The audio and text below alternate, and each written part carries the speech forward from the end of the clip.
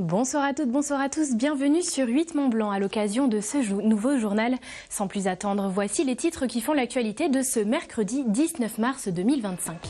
On ouvrira ce journal avec une touche gourmande. À Saint-Gervais, 2 pâtissiers japonais ont tenu une conférence démonstration. Un partage de savoir-faire, d'histoire et de passion, nous le verrons.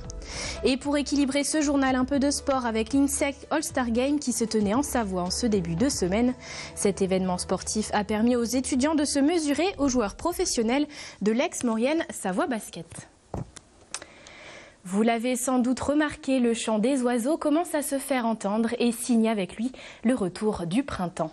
Cette période propice à l'observation de la nature est un moment clé pour le Centre de recherche sur les écosystèmes d'altitude.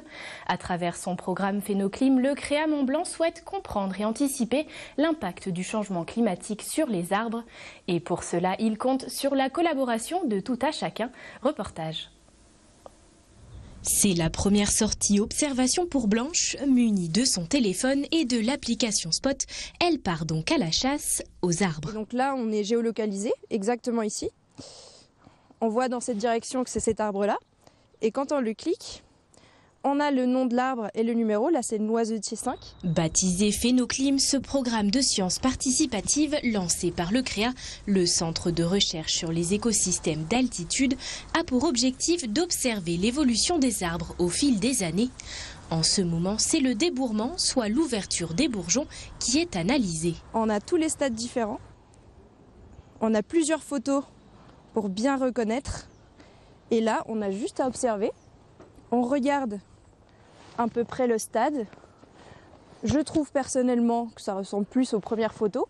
Les bourgeons sont quasiment tous fermés. J'en vois pratiquement pas de bourgeons ouverts. Participer à ce programme était une évidence pour cette biologiste de formation. Au-delà de lui permettre d'en savoir davantage sur l'environnement qui l'entoure, cette initiative est l'occasion, selon elle, de rapprocher le grand public et la nature. La science a tendance à rester fermée entre scientifiques.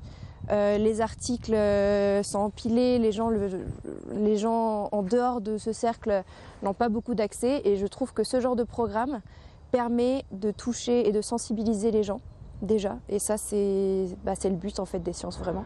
Les données effectuées ce jeudi par Blanche sont venues s'ajouter auprès des 60 000 observations faites via ce programme et en 20 ans de surveillance, une première constatation en résulte.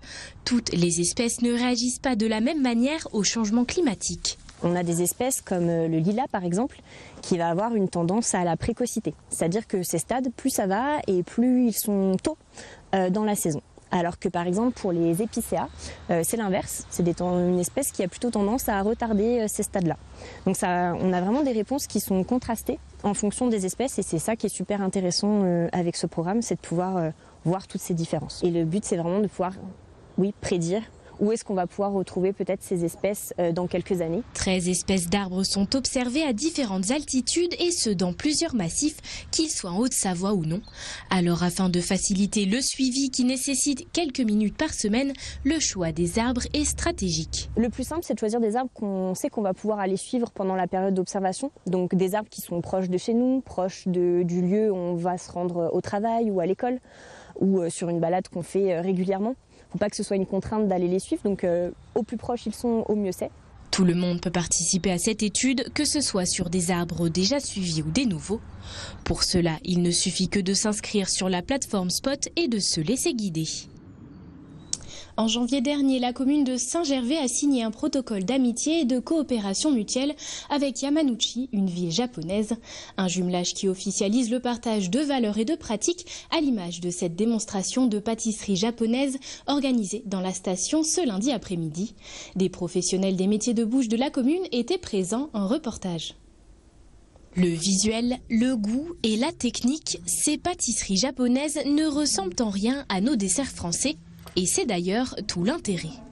Devant une cinquantaine de professionnels des métiers de bouche, 2 pâtissiers venus tout droit de Kyoto ont fait une démonstration de leur savoir-faire à Saint-Gervais. C'est très sympa. Les premières sont surprenantes puisqu'on est plus sur des confiseries plutôt que de la pâtisserie telle qu'on la connaît nous. Mais après, la deuxième, j'adore la pâte d'azuki. Donc c'était très sympa. La saveur est quand même différente. Et là, au niveau de la pâtisserie, la texture, Déjà la recherche du nom, tout ce qui va avec, c'est poétique. Voilà. Non, c'est vraiment totalement différent. La simplicité. On voit qu'on retrouve 2 ingrédients, plus ou moins une seule même texture et beaucoup d'émotions. Les participants ont pu allier théorie avec la conférence et dégustation de ces pâtisseries traditionnelles japonaises consommées à l'heure du thé, appelées également wagashi. Un événement en partie animé par Takaya Keita. Aujourd'hui, j'ai présenté une variété de gâteaux et en particulier un mode d'expression dans la pâtisserie japonaise. C'est un mode d'expression très simple et de présenter la simplicité, c'est une des choses les plus représentatives de la tradition japonaise en fait. Je fais partie d'une maison très ancienne de pâtisserie et donc j'ai été élevée dans cet environnement et j'ai eu envie de la continuer. Cette rencontre interculturelle fait suite à la récente signature du protocole d'amitié et de coopération mutuelle entre Saint-Gervais et Yamanouchi en janvier dernier. Un jumelage qui concerne aussi bien la gastronomie que la culture, l'échange scolaire, le tourisme, le ski ou encore le thermalisme. Un échange que la commune juge important et ce notamment pour la jeunesse. Les ouvrir au monde et de faire en sorte qu'ils puissent échanger avec des enfants dans d'autres pays. Et donc là, cette opportunité de développer des relations avec Yamanouchi nous a permis d'ores et déjà de faire des animations dans les écoles de Saint-Gervais, donc en collaboration avec le bureau consulaire du Japon à Lyon. Et donc les enfants de Saint-Gervais ont été très très réceptifs. Il y a eu différents ateliers sur les mochi, sur les mangas, sur la langue japonaise. Et il y a d'autres choses qui sont en cours aussi avec les enfants, notamment le tournage de vidéos, de façon à ce que les enfants de Saint-Gervais présentent aux enfants de Yamanouchi leur école, comment ça fonctionne, et réciproquement. Si de par leur localisation et leur culture, Yamanouchi semble bien différent de Saint-Gervais, cette union est cependant justifiée par des grandes similitudes, à savoir le sport d'hiver et leur activité thermale.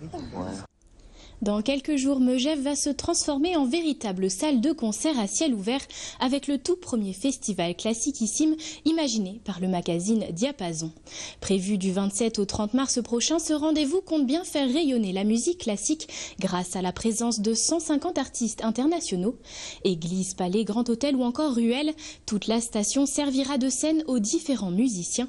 Le programme s'annonce quant à lui très varié, concerts symphoniques, récital intimiste, représentations, projections ou encore leçons de musique sont organisées durant ces 4 jours avec l'objectif de démocratiser la musique classique et de la rendre accessible au grand public. Je vous propose d'écouter à ce sujet le journaliste Nelson Montfort, parrain de cette toute première édition, au micro de Chloé Lemeur. Il y a un très joli mot en matière de musique qui est celui de passerelle. C'est-à-dire qu'il y a la passerelle déjà vers le public, amener si possible des personnes qui ne sont pas nécessairement des spécialistes de musique classique, donc leur proposer une programmation, je dirais, la plus grand public possible, avec Maurice Ravel, qui est un petit peu le musicien peut-être qui sera le plus interprété autour de ce festival. C'est tout à fait possible, c'est d'autant plus possible que Ravel peut se prêter à des interprétations peut-être un petit peu plus contemporaines, etc. Donc c'est tout à fait le cas.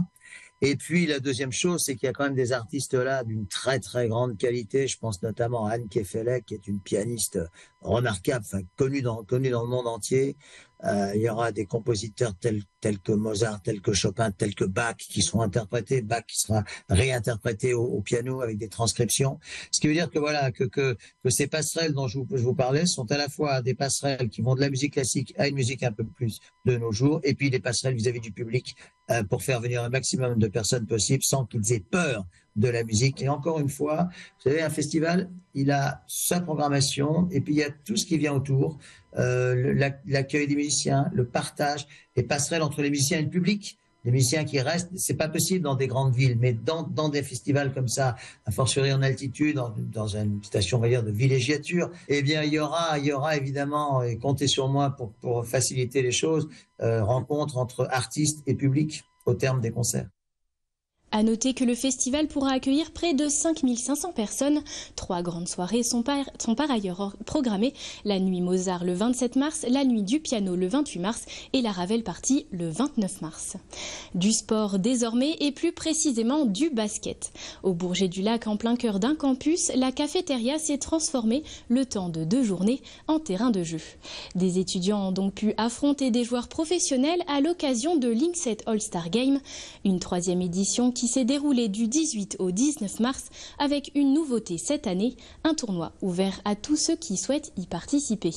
Myrtille Laurent Bourriot était présente, je vous propose de regarder son reportage. D'ordinaire, c'est l'heure du déjeuner, mais aujourd'hui, la cafétéria s'est métamorphosée. Parquet et paniers installés, tribunes improvisées et un tournoi qui sent bon l'Amérique. L'idée est venue parce que je suis un ancien étudiant de l'INSEE qui il n'y a pas si longtemps que ça. Et puis on avait envie de trouver un moment pour partager quelque chose avec les étudiants de l'INSEE. Entre l'INSEE et Aix-Marine, c'est un partenariat assez important depuis de nombreuses saisons. Donc on a un petit peu réfléchi avec les étudiants depuis 3 ans. Et puis on a créé ce tournoi, ça fait 3 ans qu'il existe. Mais le jeu ne s'arrête pas là. En plus du tournoi et des initiations, notamment au handi-basket, les étudiants ont eu l'opportunité d'affronter 6 joueurs professionnels de l'AMSB sur des défis de tir à 3 points et un tournoi. Et certains leur ont donné du fil à retordre. Ils n'étaient pas mauvais, surtout le premier, il a marqué beaucoup de shoots à 3 points. Donc ça m'a mis la pression. Après bon, la pression ça va, ça vient. Et donc les shoots sont venus tout seuls et ouais. Non, c'était cool. C'est peut-être voir une vision différente puisque quand on est sur le terrain, on voit le basket d'une manière appropriée. Mais en dehors, les gens peuvent voir ça d'une manière différente et discuter avec eux pour qu'ils nous donnent leur avis. C'est toujours du plus en vrai. Un tournoi 3-3, un format qui séduit par son accessibilité. Ici, pas besoin d'être licencié en club pour jouer et ça motive même certains étudiants à bousculer leur emploi du temps. Ouais, l'année dernière, j'avais cours pendant les jeux. Et du coup, là, j'ai demandé aux profs s'ils pouvaient nous libérer pour qu'on aille jouer un peu avec eux. C'était trop cool parce que d'habitude, je vais les voir jouer à Aix. Et du coup, c'était la première fois que je jouais avec des pros. Après, j'avais déjà joué avec un qui était présent ici en club parce que j'en faisais quand j'étais petit. Et voilà, donc c'était grave cool. Nouveauté de cette année, l'événement se déroule sur 2 jours. Une première journée dédiée aux étudiants, puis une seconde ouverte à tous ceux qui souhaitent participer. Voilà ce qui clôture ce journal. Merci de suivre l'information locale sur notre antenne et merci à toute l'équipe pour son travail. Comme à son habitude, Thierry Paulme vous attend pour le bulletin météo quotidien. L'information est quant à elle de retour dès ce jeudi à 18h avec Emmanuel Jaude. Excellente soirée à vous et à bientôt.